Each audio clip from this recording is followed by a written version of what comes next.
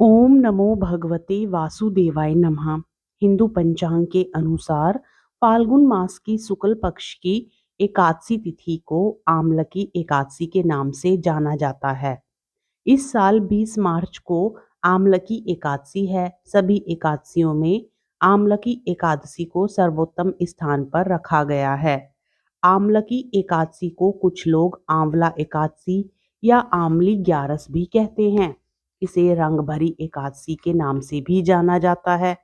इस दिन व्रत रखा जाता है और कथा श्रवण की जाती है और साथ ही जगत के पालनहार श्री हरि विष्णु के साथ ही आंवले के पेड़ की पूजा की जाती है। कहा जाता है कि आंवले का पेड़ भगवान विष्णु को अत्यंत प्रिय है। इस दिन पूजा के दौरान आमलकी एकादशी की व्रत कथा पढ़ने का विधान है। इससे भगवान विष्णु शीघ्र प्रसन्न होते हैं। आमलकी एकादशी व्रत कथा सुनने मात्र से 1000 गोदान का फल प्राप्त होता है। मित्रों, यदि आप आमलकी एकादशी व्रत नहीं भी रख पाते हैं तो इस दिन विधिवत रूप से भगवान श्री हरि की पूजा अर्चना करने से, साथ ही इस दिन कथा श्रवण करने से आप पुण्य फल के भागी बन जाते हैं।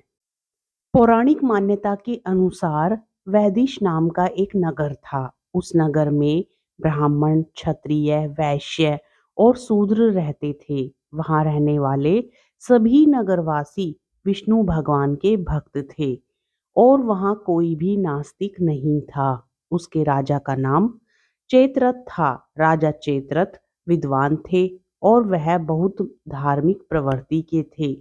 उनके नगर में कोई भी व्यक्ति दरिद्र नहीं था। नगर में रहने वाला हर शख्स एकादशी का व्रत करता था। एक बार फाल्गुन महीने में आमलकी एकादशी आई।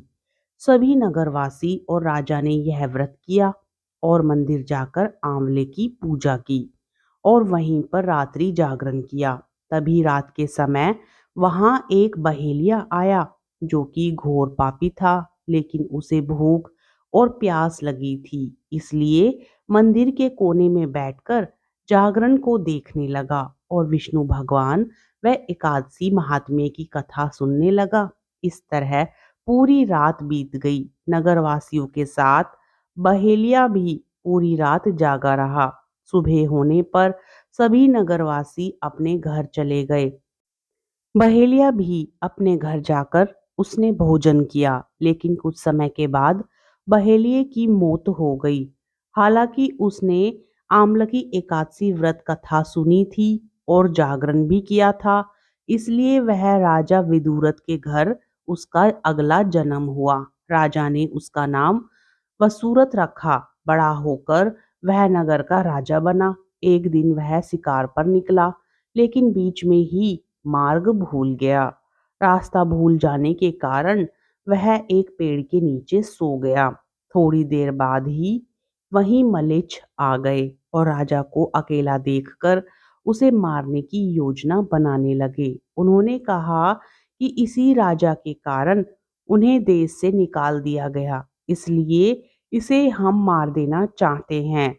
इस बात से अनजान राजा सोता रहा। मलेच्छों ने राजा पर हथियार फेंकना शुरू कर दिया, लेकिन उनके शस्त्र राजा पर फूल बनकर गिरने लगे। कुछ देर के बाद सभी मलेच्छ जमीन पर मृत पड़े थे। वहीं जब राजा की नींद खुली तो उन्होंने देखा कि कुछ लोग जमीन पर मृत पड़े हैं। राजा समझ गया कि वह सभी उसे मारने के लिए आए थे, लेकिन किसी ने उन्हें ही मौत की नींद सुला दी। यह देखकर राजा ने कहा कि जंगल में ऐसा कौन है जिसने उसकी जान बचाई है। तभी आकाशवाणी हुई कि हे राजन, भगवान विष्णु ने तुम्हारी जान बचाई है। तुमने पिछले जन्म में आमलकी एकादशी व्रत कथा सुनी थी और उसी का यह फल है कि आज तुम शत्रुओं से घिरे होने के बावजूद जीवित हो। राजा अपने नगर को लौटा और सुखी पूर्वक राज करने लगा और धर्म के कार्य करने लगा। साथ ही अपने प्रजा में भी यह घोषणा करवा दी कि सभी लोग आमलकी एकादशी व्रत कथा का श्रवण करेंगे और व्रत रखेंगे। ऐसा करने से भगवान श्री हरि विष्णु और एकादशी माता की कृपा उनकी संपूर्ण प्रजा पर बनी रही। महर्षि वशिष्ठ जी बोले कि हे राजन, सब व्रतों से उत्तम और अंत में मोक्ष देने वाली आमलकी एकादशी का व्रत सर्वोत्तम है। यह एकादशी फाल्गुन माह के शुक्ल पक्ष में आती है। इस व्रत को करने से, इस व्रत की कथा श्रवण करने से समस्त पापों का नाश हो जाता है। इस व्रत का फल 1000 गोदान के फल के बराबर होता है। इस प्रकार आमलकी एकादशी की यह व्रत कथा संपूर्ण होती है। प्रेम से बोलिए श्री हरि विष्णु भगवान की जय, एकादशी माता की जय।